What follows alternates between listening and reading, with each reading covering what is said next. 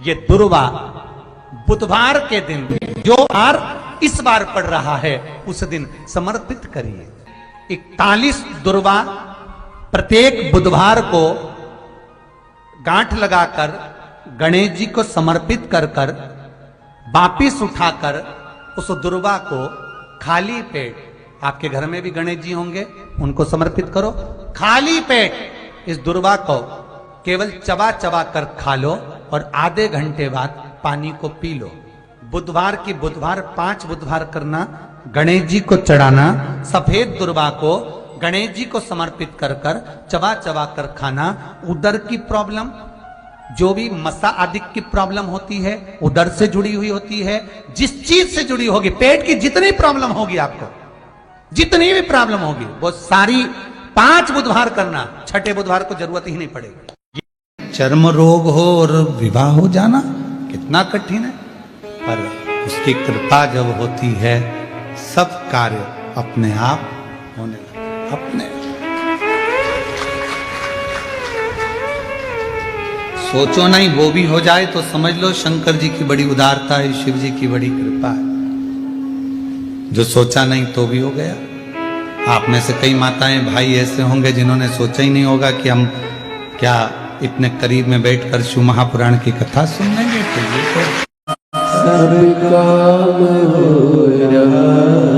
सोचा ही नहीं तो भी हो रहा। अपाला का विवाह हो गया, चली गई, विवाह कर कर अपने पति के गांव घर, पर शरीर में रोग और बढ़ता चले गया। चर्म रोग इतना बढ़ गया कि शरीर में गंध आने लगी। पति ने ले जाकर उसको जंगल में छोड़ दिया। जंगल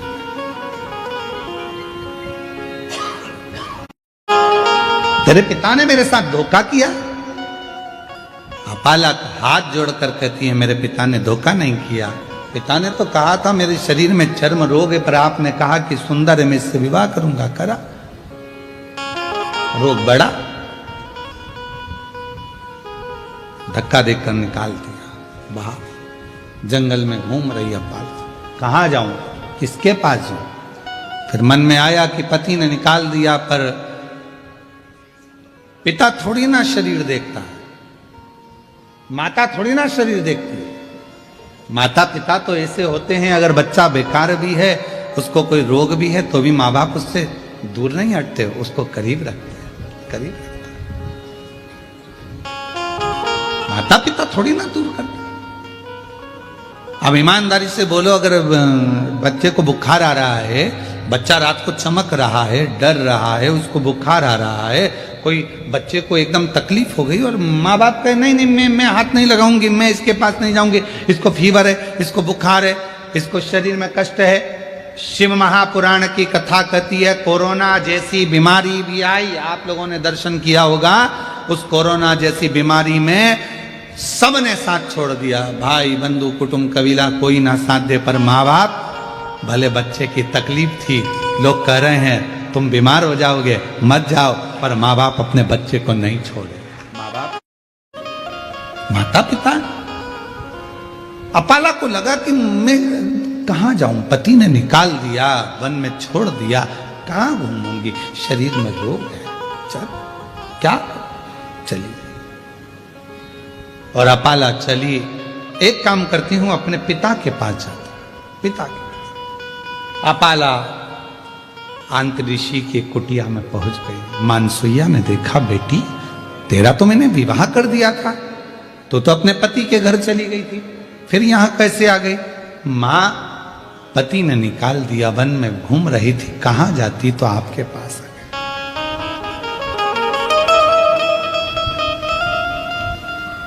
मेरी जीजियों, मायका मां से होता है।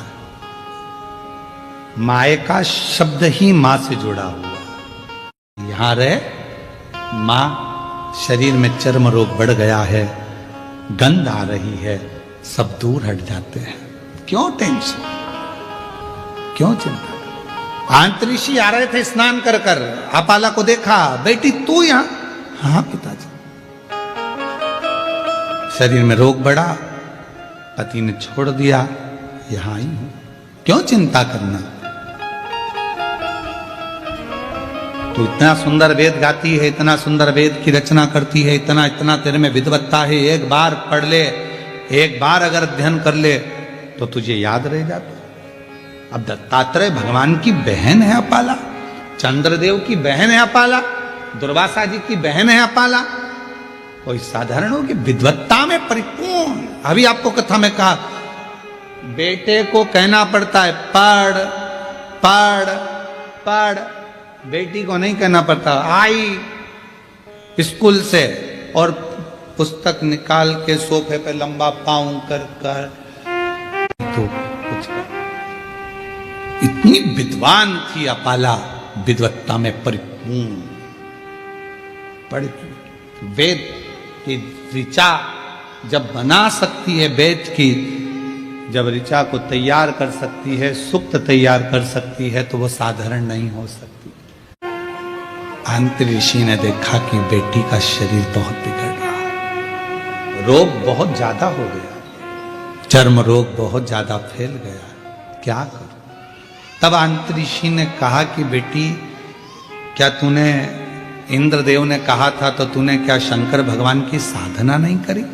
करी, मैंने तप करा, साधना करी, उसी से तो मेरा विवाह हुआ था। फिर ये शरीर, इंद्रदेव स्वयं कैलाश पर्वत की ओर चले गए, अपाला को देखकर कि इसका शरीर बिगड़ रहा। पूरी दुनिया की पहली स्त्री थी, पहली कन्या थी देवताओं में जो विद्या के प्रति इतनी जागरूक थी। आज के जमाने में लोग बेटियों को पढ़ाने से पहले विचार करते हैं कि पढ़ाएं ना पढ़ाएं, इतनी पढ़ ली बहुत है। पहली बेटी थी आंतरी ऋषि की बेटी अपाला, जो विद्या अध्ययन में प्रखर थी, जो वेद में भी अपनी ऋचाओं को, सुक्त को प्रदान कर देती थी, वो अपाला थी। इंद्रदेव पहुंचे देवादिदेव महादेव के पास में, शंकर भगवान मौन थे, नंदी बैठे थे। नंदी शिव जी की ओर निहार रहे, शंकर जी की, बोले कुछ नहीं। इंद्रदेव ने जाकर अपाला से कहा, अपाला अगर तेरे शरीर में रोग है तो तू भी एक काम कर, कुछ मत कर, शिव जी को निहार। नंदी हमको प्रेरणा देता है।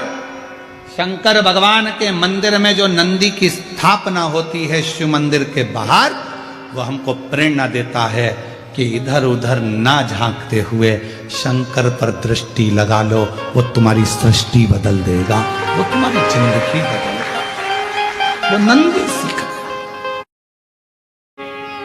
आदत बुरी है, हम मंदिर जाते हैं तो 10 जगह पर ध्यान लगाते हैं, हम कथा में भी जाएंगे तो 50 जगह हमारा ध्यान जाएगा, अगर मंदिर भी जाएंगे तो 50 जगह ध्यान जाएगा, तीर्थ जाएंगे तो 50 जगह ध्यान जाएगा। यहां तक शिव महापुराण की कथा कहती है कि यदि आप काशी विश्वनाथ जी का दर्शन करने के लिए काशी में पहुंचे हो तो सबसे पहला लक्ष्य तुम्हारा यह होना चाहिए कि मुझे विश्वनाथ जी से मिलना है। रहते हो कुछ भी रहता हो, पर आप शंकर जी के मंदिर से जब वापिस आओ तो किसी के दरवाजे पर रुकना नहीं, सीधे अपने घर पर आना, क्योंकि शिव जी को जब जल चढ़ाकर लोटा जो लेकर जाते हो, पानी का लोटा लेकर जाते हो, कलश लेकर जाते हो, एक लोटा जल लेकर जाते हो, जब शंकर भगवान को चढ़ाते हो तो शिव जी ने लक्ष्मी को वर दिया था भगवान नारायण को देने से पहले कि लक्ष्मी जो मेरे मंदिर में आकर एक लोटा जल चढ़ाएगा उसका पात्र खाली नहीं जाना चाहिए, उस पात्र में तुम बैठकर उसके घर तक जाओगी। अब मालूम पड़े हम पड़ोसी क्या रुक गए, बहन क्या रुक गए, रिश्तेदार क्या रुक गए, नातेदारों क्या रुक गए, वहां बैठकर बात करने लगे तो अपना जल की जो लक्ष्मी होती है, पात्र की जो लक्ष्मी होती है, वहां रुक जाती। ध्यान का बड़ा महत्व है महाराज जी, बहुत ध्यान लगाना इस बात के लिए। मोबाइल पे भी समझ में आ जाता है कि तुम्हारा दिल कहाँ है। पत्नी पति से बात करती है ना तो कह देती है बात में, मैं तुमसे बात कर रही हूं, तुम्हारा ध्यान कहाँ है। इतनी दूर वो मायके और तुमसे बात कर रही है, तो कह रही है कि तुम्हारा ध्यान का है, मैं तुमसे बात कर रहा हूं। फिर पति पति सूझ में आता है। शिव तप से ज्यादा पूजन से प्रसन्न होते हैं, शिव साधना से ज्यादा पूजन से प्रसन्न होते हैं। तो एक काम कर, शिव मंदिर तो रोज आती है, शंकर की आराधना करती है, शिव के ऊपर एक लोटा जल समर्पित करना प्रारंभ कर। जल, हाँ, अपाला ने एक लोटा जल चढ़ाना चालू करा। आज इंद्रदेव भगवान शंकर के पास पहुंच गए, शिव के नेत्र खुले हुए थे। शिव जी से प्रार्थना करी, मेरी बेटी है अपाला, वो बेटी अपाला जिसने रचनाएं करी हैं, वेद और शास्त्र उसके कंठस्थ हैं, वो अपाला चर्म रोग से ग्रसित है, कुछ करुणा करो।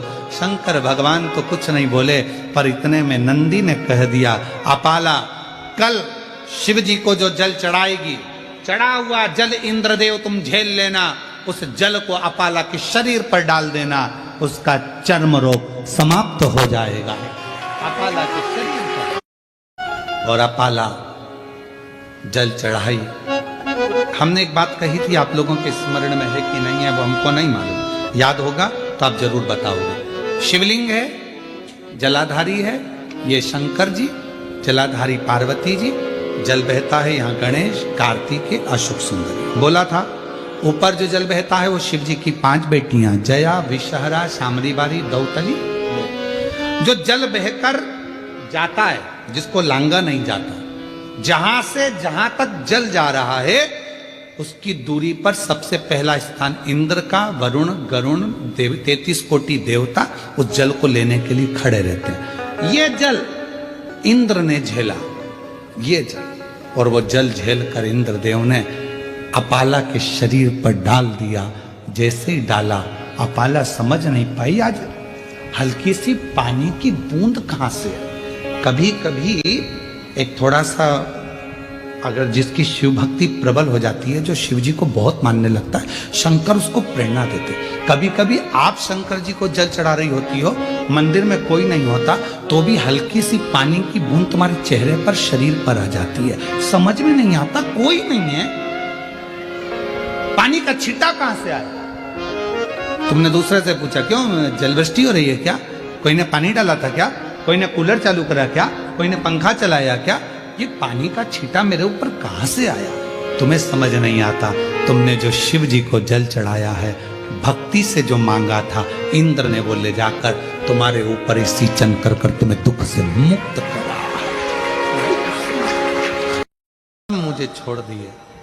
तब शंकर के मंदिर में जब आप बैठे हो या जल चढ़ा रहे हो, तो वहां की जो रज है, वहां की जो मिट्टी है, वहां का जो कण है, वहां की जो रज है, मिट्टी है, उसको भी अगर अपने मस्तक पर चढ़ाओगे तो निश्चित है उस रज में ना जाने कौन सा शिव भक्त अपने मस्तक पर त्रिपुंड लगाकर आया होगा, शरीर पर भस्म लगाकर आया होगा। वो भस्म की कण जमीन पर गिरी होगी, वो कण जब हमारे शरीर पर लगेगी तो निश्चित है कि तुम्हारा दुख कटेगा जरूर, वो दुख समाप्त जरूर, दुख समाप्त।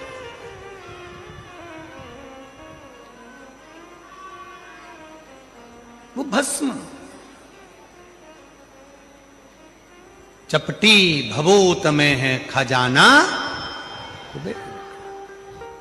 जो तन पर भस्म चढ़ रही है। भगवान हुआ क्या, शिव महापुराण में महत्तम में वर्णन आता है, एक देवराज नामक का ब्राह्मण, जो कभी ब्राह्मण कुल में रहने के बाद भी ब्राह्मण कर्म नहीं कर पाया, जिसने कभी ना वेद पढ़ा, ना शास्त्र पढ़ा, ना कोई क्रम करा, ना कोई पाठ पूजन करी, ना कभी शंकर के मंदिर में गया, फिर भी वो देवराज मरा तो उसको लेने के लिए देवाधिदेव महादेव आ गए और नंदी पर बिठाकर लेकर गए।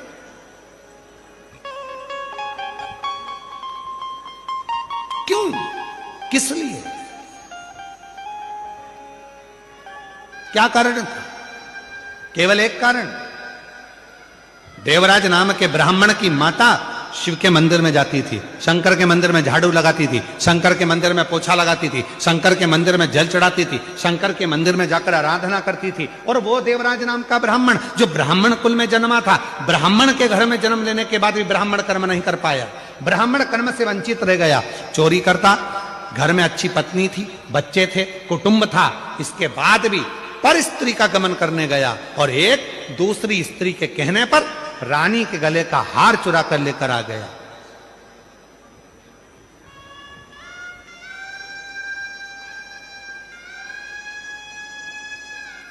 और वो हार जो रानी के गले का चुरा कर लाया, दूध पीछे पड़े, शरीर में ताप पड़ने लगा, बुखार आने लगा, कहां जाऊं? शंकर का एक टूटा सा मंदिर था, शिवालय था, उसमें जाकर छुप कर बैठ गया। दूत ढूंढते रहे, वो शिवालय में बैठा हुआ है और कांप रहा है। और उसी शिवालय में शिव महापुराण की कथा चल रही थी। कथा उसके कानों में पड़ी, जैसे ही महादेव का नाम लिया गया, हर हर महादेव कहा गया, बोलते से देवराज के सिर में दर्द हो रहा था, बाहर निकल गया, बेलपत्र के वृक्ष की छांव में, बेलपत्र के वृक्ष की छांव में उसने अपने प्राणों को त्याग दिए।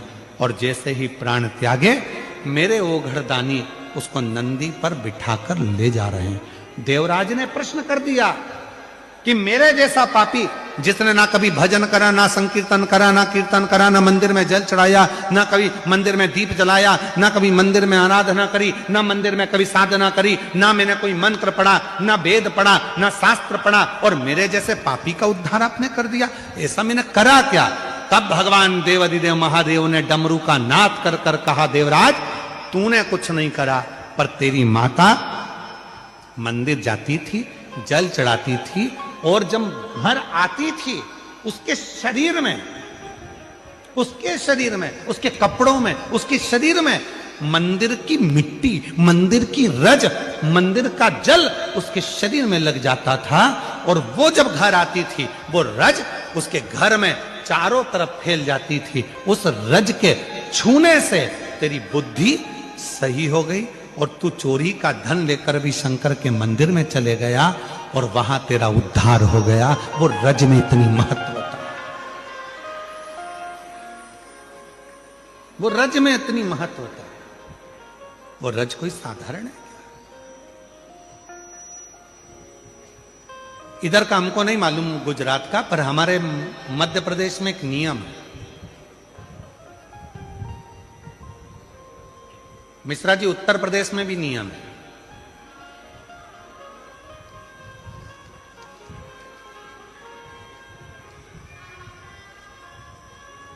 इधर गुजरात का छोटू भाई हमको नहीं मालूम है, परंतु हमारे उधर मध्य प्रदेश में, उत्तर प्रदेश में, सेंगर जी तुम कहाँ के हो हमें नहीं मालूम, तुम भी उत्तर प्रदेश के हो गए, हाँ तो तुम्हारे कोई मालूम होगा।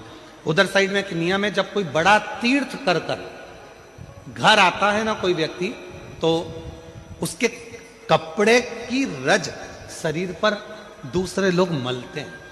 जैसे उसका शरीर, जो उसने कपड़ा वहां पहना था, तीर्थ में गया था, जो कपड़े पहनकर आता है उस कपड़े को धोते नहीं है, घर में झड़ाते हैं, उसके कपड़े की रज को शरीर से लगाते हैं। क्यों? हम तो बद्रीनाथ नहीं गए, हम केदारनाथ नहीं गए, हम अमरनाथ नहीं गए, हम सोमनाथ नहीं गए, हम द्वारका नहीं गए, हम रामेश्वरम नहीं गए, हम जगन्नाथ नहीं गए, पर जो होकर आया है उसके कपड़े में जो रज लगी होगी वो मंदिर की ही तो रज होगी। जब हमारे शरीर से लगेगी तो हम जैसे जीवों का भी कल्याण कर देगी, इसलिए उस रज को लगा, रज को लगा।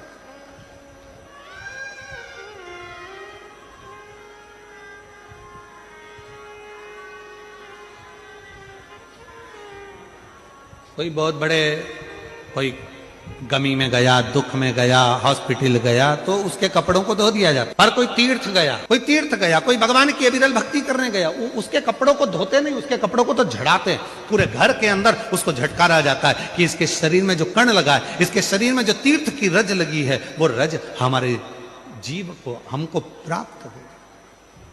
पुराण कहती है, जलाधारी में से जब पानी गिर रहा हो और भगवान तुम्हारे हाथ में अगर कोई बेलपत्री का पत्ता हो, नहीं हो तो मंदिर की बेलपत्र जो चढ़ी चढ़ाई हो वो भी अगर आपने शिवलिंग पर चढ़ा दी और थोड़ी देर बैठ गए और बूंद बूंद पानी उस पर से गिर रहा है, वो जया, विषहरा, शामली बारी, दौतली देव, वो बूंद बूंद पानी उसमें से गिर रहा है, उसको गिरने दो। और थोड़ी देर दर्शन करने के बाद उस बेलपत्र को डॉक्टर जिसको कह दे कि इसकी ब्लॉकेज ज्यादा है, इसका ऑपरेशन करना पड़ेगा, बाईपास करना पड़ेगा, डॉक्टर साहब से कहना मुझे 2 दिन दे दो मात्र, परसों के दिन बाईपास करा लूंगी या 2 दिन आप ट्रीटमेंट करो। जो शिव जी के जलाधारी में से पानी गिरता है, जया विषहरा शामली बारी दौतली देव जो पानी को गिरा रही होती हैं, उसके नीचे रखी हुई बेलपत्र को यदि जिसके हार्ट में प्रॉब्लम हो, जिसके थायराइड की प्रॉब्लम होती है, अगर वो बेलपत्र को अगर उस व्यक्ति को 2 दिन एक चढ़ी हुई बेलपत्र फिर एक चढ़ी हुई बेलपत्र 2 दिन खिला दीजिए और तीसरे दिन फिर जांच कराइए, डॉक्टर आपको बोलेगा कि अभी ऑपरेशन की जरूरत नहीं है, दवाइयों से आराम लग जाए। डॉक्टर को जरूर दिखाओ, डॉक्टर का इलाज करवाओ, क्योंकि हमारे यहाँ शिव महापुराण में डॉक्टर को शिव का एक रूप